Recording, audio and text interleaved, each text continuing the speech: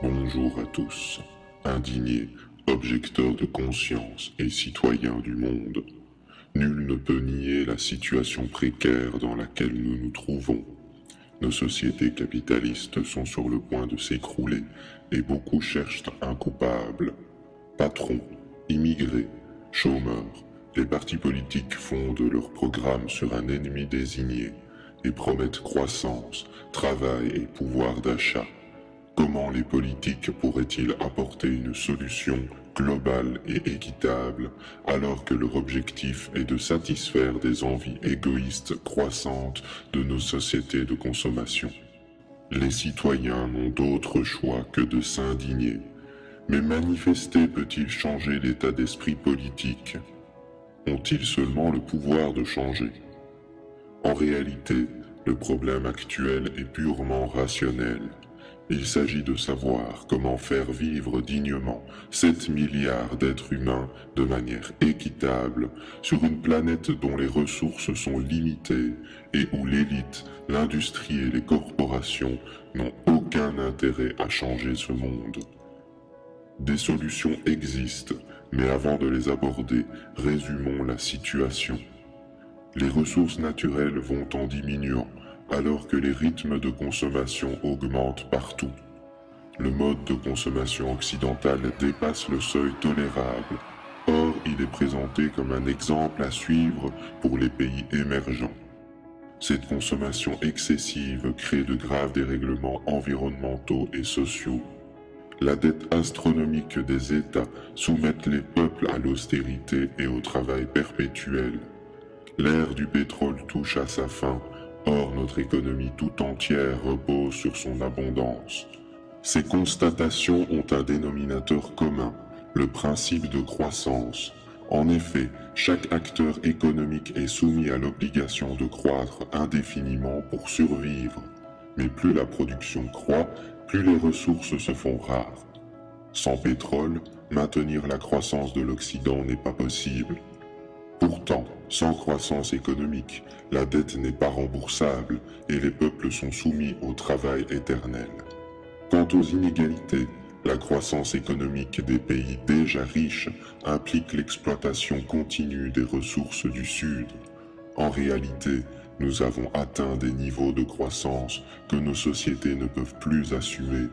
Des études démontrent qu'après un certain niveau, la croissance n'engendre plus d'effets bénéfiques sur la population. Au contraire, les externalités négatives s'accumulent et le bonheur recule. Pourquoi vouloir la croissance à tout prix si celle-ci est basée sur l'augmentation infinie de la production au détriment de l'émancipation humaine? En réalité, rien ne l'explique. Il s'agit d'une croyance, d'un choix de société babylonien, basé sur le mythe de l'abondance. Dans la nature, tout a un début et tout a une fin. Quand un organisme croît, il atteint un niveau optimal et cesse sa croissance. Nous vivons dans un système qui pense pouvoir agrandir ses richesses sans fin en niant les limites matérielles et humaines. Devons-nous continuer à croître indéfiniment ou rechercher une stabilité? Nous voilà dans l'impasse, une dette impossible à combler, le mur des ressources qui approche, des politiques dont l'unique objectif est de relancer la croissance et la compétitivité. Alors, que faire? Nous ne vous dicterons pas de conduite à suivre, car votre liberté nous est fondamentale. Dans tous les cas, l'accouchement sera difficile, car il n'existe pas de solution miraculeuse. Ce que nous appelons la crise est en réalité une mutation. Notre société tente de s'adapter à de nouvelles conditions, car le système ne peut plus fonctionner comme avant. Cette transition peut prendre deux formes.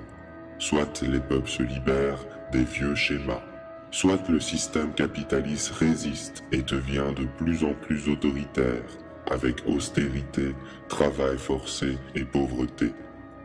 Si le monde libre veut gagner la transition, il faudra indéniablement passer par une révolution des modes de consommation.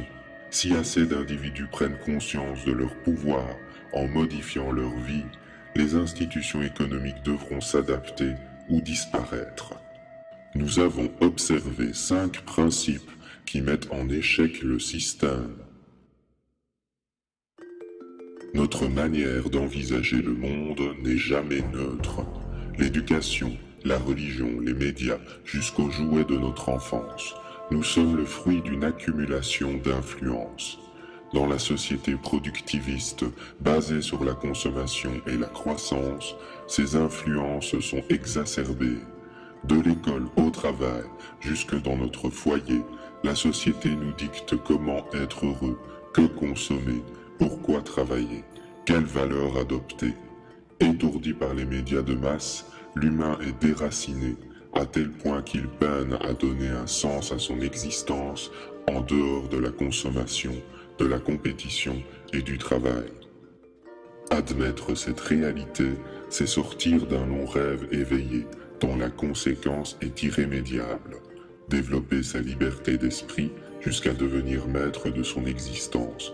La libre pensée permet une remise en question de tout ce qui nous semblait rigide. Le système politique, le monde du travail, la finance.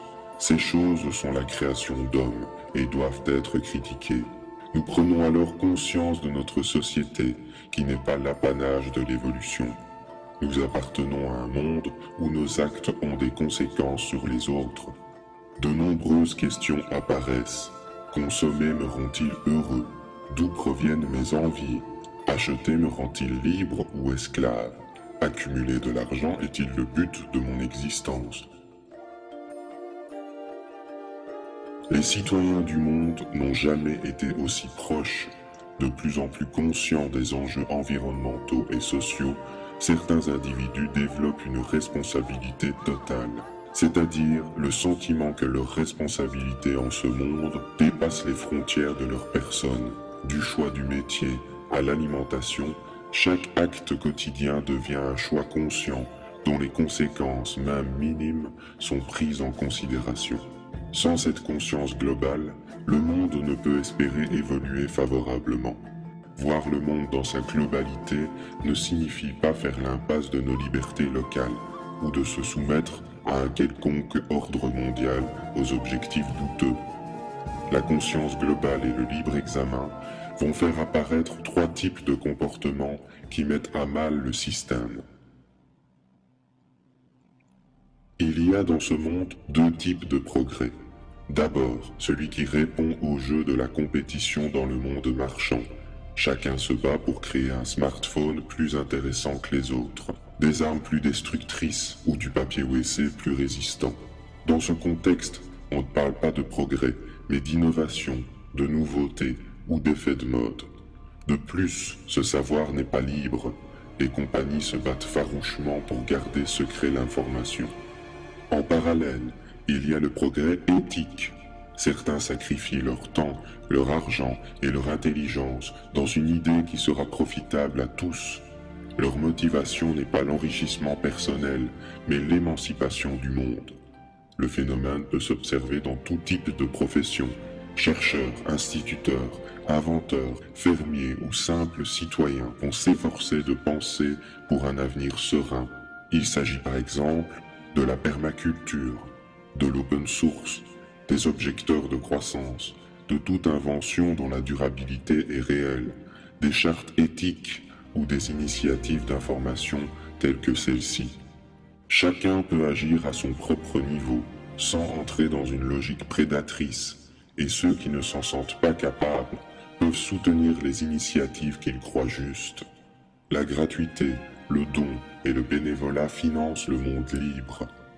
Ces innovations éthiques sont primordiales pour construire le monde d'après, mais ce n'est pas suffisant sans que les citoyens ne prennent part à l'action individuellement ou collectivement.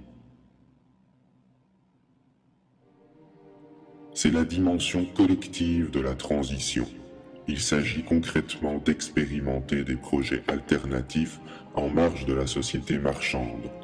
Le but, s'organiser ensemble localement pour créer des espaces imperméables à la logique financière, marketing ou industrielle.